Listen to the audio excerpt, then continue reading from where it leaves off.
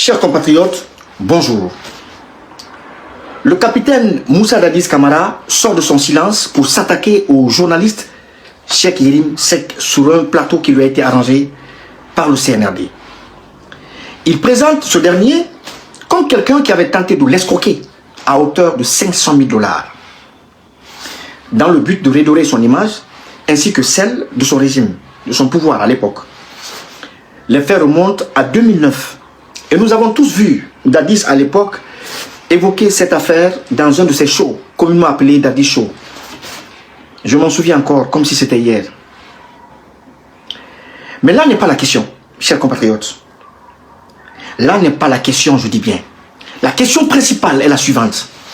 Pourquoi le capitaine Dadis prend-il la parole maintenant?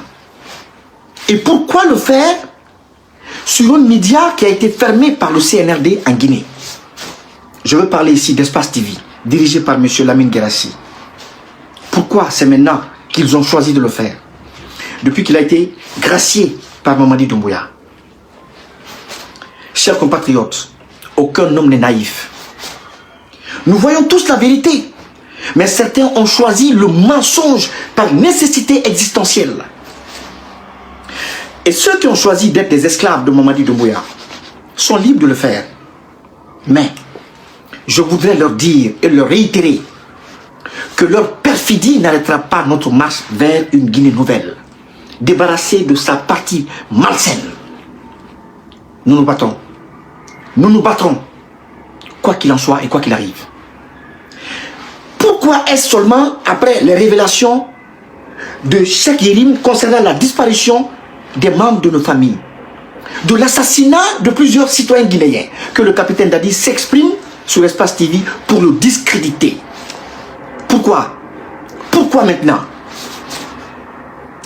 Vous savez, chers compatriotes, il existe deux types d'esclaves qui ont empêché le continent africain de s'unifier, de s'émanciper et de se libérer complètement du joug colonial et néocolonial. Deux types d'esclaves. Il y avait des esclaves domestiques, c'est-à-dire des dirigeants vassaux qui mangeaient à la même table que le maître et répondaient « oui patron, oui patron ». Quand le maître avait mal à la tête, lui il avait mal à tout le corps. Il avait mal à tout son corps. Il y avait aussi des esclaves à talent, c'est-à-dire des artistes et des journalistes qui avaient du talent et qui faisaient l'apologie du diable pendant que nos peuples saignaient et mouraient. La nouvelle posture du capitaine Moussa Dadis Camara et de Lamine Guirassy incarne selon moi parfaitement ces deux types d'esclaves. L'esclave domestique et l'esclave à talent qui sert à faire l'apologie du diable. Mon capitaine, c'est ainsi que vous avez choisi de cracher sur les victimes du CNRD? Est-ce ainsi que vous avez décidé de dire à nous autres, victimes de ce régime barbare, que vous vous en foutez des membres de nos familles, que des mineurs soient enlevés de force sans qu'une seule enquête ne soit ouverte, que vous vous en foutez des 200 victimes du stade de Sérékoré, mon capitaine? Pourtant, sous votre magistère, il n'y avait pas de kidnapping d'enfants. Non, je ne m'en souviens pas. Il n'y avait pas d'enlèvement d'opposants. Sous votre magistère, il n'y avait pas d'achat de conscience. Vous parlez de 500 000 $ que M. Yérim vous aurait demandé. Nous parlons de la vie de nos enfants, de nos pères, de nos mères, de nos frères et de nos camarades. Mon capitaine, pensez-vous que c'est le moment? Pensez-vous que le moment est bien choisi pour vous de vous exprimer ainsi? Prétendez-vous encore gouverner ce pays? Avez-vous déjà oublié ce que vous m'avez dit lorsque vous m'avez invité à venir vous voir à la maison centrale? Vous m'avez demandé de vous aider. Et je l'ai fait. Je suis allé voir Mamadi Doumbouya après notre rencontre pour plaider votre cause. Je ne mens pas. Vous savez que je ne mens pas. Sur mes ancêtres, vous savez très bien que je ne mens pas. C'est d'ailleurs ce jour que Mamadi m'a informé que votre famille se trouvait en France grâce à lui et qu'il vous envoyait une somme de 30 000 $ chaque mois. Mais ici, il ne s'agit pas de vous ni de votre famille, mon capitaine. Il s'agit de la Guinée, notre patrie commune.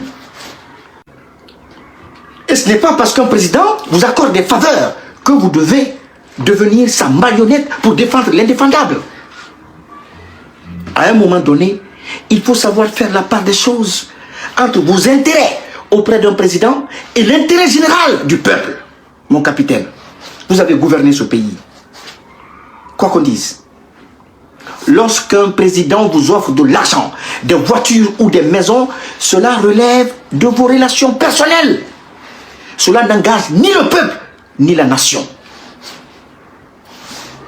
Mais dans ce pays, tout semble être confondu. Dans notre pays. Parce qu'un président vous a accordé des faveurs, vous décidez de le soutenir en toutes circonstances, sans discernement. Quels que soient les crimes commis contre le peuple. Emprisonnement d'opposants, à tort. Atteinte aux droits de citoyens. Enlèvement des mineurs ou autres dérives. Vous choisissez, malgré tout, de le défendre. À un moment donné, il faut distinguer la loyauté personnelle de la responsabilité envers l'intérêt général, mon capitaine. Vous êtes descendu trop bas. Trop bas, mon capitaine. Le silence était mieux. Vous avez été jugé pour le massacre de 158 Guinéens qui manifestaient contre votre élection le 28 septembre 2009. Tandis que vous défendez des personnes qui ont éliminé directement et indirectement plus de 500 personnes depuis qu'ils sont à la tête de notre pays. Qu'est-ce qui n'a pas marché, mon capitaine? Qu'est-ce qui n'a pas marché, mon capitaine? Encore une fois, Cheikh Yérim Seck n'a rien inventé et n'a rien exagéré.